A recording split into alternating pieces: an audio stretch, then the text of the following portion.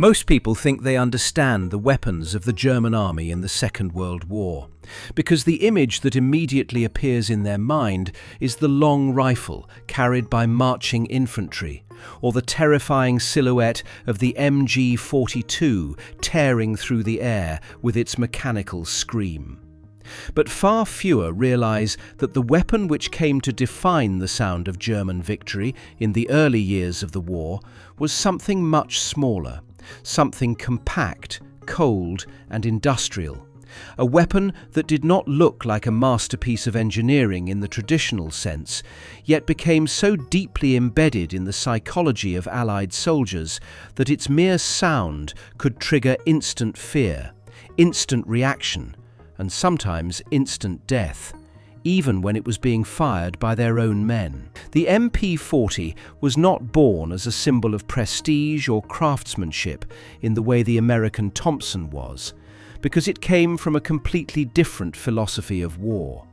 A philosophy that understood that the next global conflict would not be decided by beautifully machined steel and polished wood, but by speed of production, efficiency of materials, and the ability to place automatic firepower into the hands of ordinary soldiers on a massive scale. And when Heinrich Vollmer refined the design in the late 1930s, he created a weapon that looked almost modern compared to everything around it. A submachine gun made largely from stamped metal and synthetic components. A gun that could be produced faster and cheaper than the weapons of the previous generation, and that perfectly matched the fast, violent, close-range combat of Blitzkrieg. By the time American troops first encountered it in North Africa and later in Italy and France, the MP40 had already earned a reputation that went far beyond its technical specifications. Because this was not just another enemy weapon. It was the sound of German assault troops clearing buildings, the sound heard in night attacks, in ambushes, in sudden bursts of violence that ended before they had properly begun. And Allied soldiers quickly learned to recognize its slow, controlled rhythm in the same instinctive way they recognized the metallic ping of their own M1 Garand. Which meant that in the chaos of battle, the MP40 became more than a firearm. It became an audio signature of the enemy itself. And that is where the story takes its dark and deeply ironic turn. Because American soldiers, like all soldiers in every war, were practical men. And when they discovered a weapon that was lighter than the Thompson, easier to control in automatic fire, and perfectly suited for trench raids, patrols, and house-to-house fighting, they did what soldiers have always done. They picked it up and used it. Especially since its 9mm ammunition was lighter to carry, and captured magazines were often plentiful after an engagement. And for a brief moment, it seemed as if the MP40 might become not just a trophy, but a battlefield advantage. But war is fought in seconds, not in theory. And the same distinctive sound that made the MP40 so respected also made it deadly in the hands of anyone not wearing a German uniform.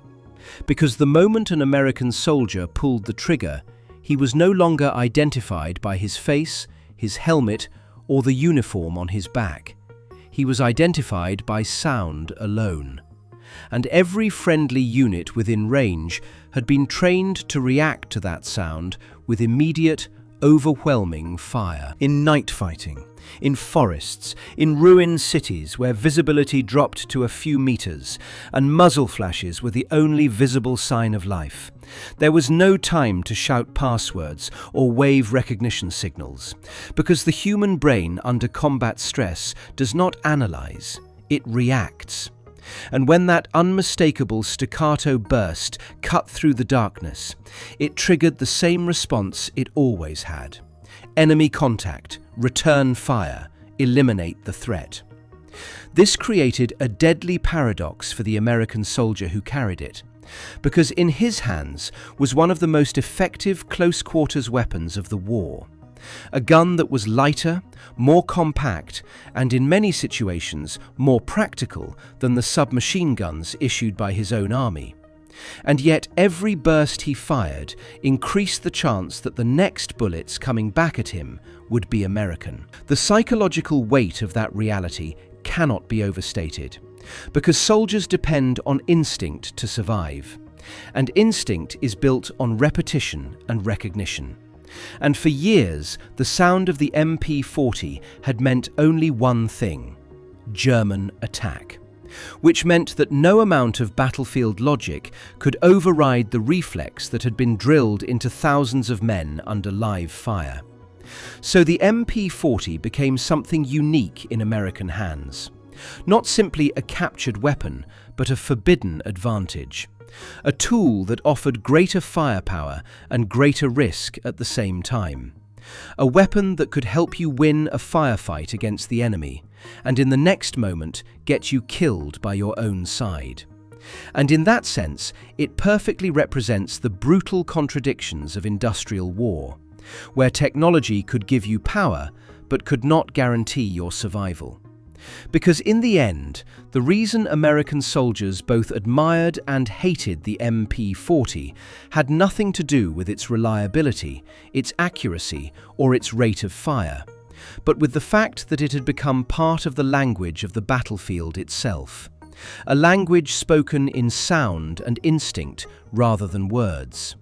And in a world where a split-second decision determined whether you lived or died, speaking that language with the wrong accent was often fatal.